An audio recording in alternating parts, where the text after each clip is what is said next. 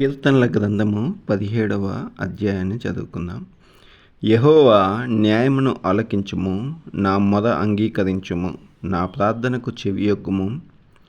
అది కపటమైన పెదవుల నుండి వచ్చినది కాదు, నీ సన్నిధి నుండి నాకు తీర్పు వచ్చునుగాక. నీ కనుదృష్టి న్యాయముగా చూచును. రాత్రివేళ నీవు నన్ను దర్శించి నా హృదయమును పరిశీలించితివి. నన్ను పరిశోధించితివి, నీకు ఏ దురాలోచనయు కానరాలేదు.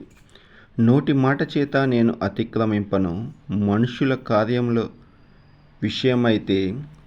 విషయమైతై బలాత్కారుల మార్గములను తప్పించుకొనుటకై నీ నోటి మాటను బట్టి నన్ను నేను కాపాడుకొని ఉన్నాను. నీ మార్గముల యందు నా నడకలను స్థిరపరచుకొని ఉన్నాను. నాకు కాలు జారలేదు. నేను నీకు మొరపెట్టుకొని ఉన్నాను. దేవా, నీవు నాకు ఉత్తరమిచ్చెదవు. నాకు చెవియొగ్గి నా మాట ఆలకించుము.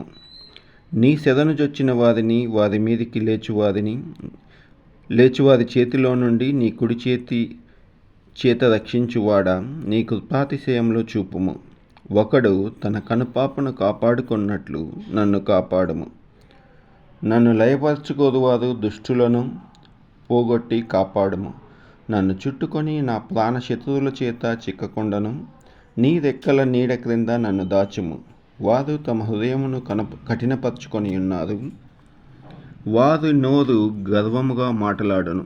మా అడుగుజాడలను గుర్తుపట్టి వారిప్పుడు మమ్మను చుట్టుకొని ఉన్నారు. మమ్మను నేలను కూల్చుటకు గురి చూచుచున్నారు. వారు చీల్చుటకు ఆతురపడు సింహము వలెను, చాటైన స్థలములలో పొంచు కొదమ సింహము వలెను ఉన్నారు. యెహోవా, లెమ్ము, వాణ్ణి వెదుర్కొని వాని పడగొట్టుము. దుష్టుని చేతిలో నుండి నీ ఖడ్గము చేత నన్ను రక్షింపుము. లోకుల చేతిలో నుండి, ఈ జీవిత కాలంలోనే తమ పాలు పొందిన ఈ లోకుల చేతిలో నుండి నీ హస్తబలం చేత నన్ను రక్షింపుము. నీవు నీ దానములతో వారిని కడుపు నింపుచున్నావు. వారి కుమారులు కలిగి తృప్తి పొందుదురు. తమ ఆస్తిని తమ పిల్లలకు విడిచిపెట్టుదురు. నేనైతే నీతిగలవాడనై నీ ముఖదర్శనము చేసేదను.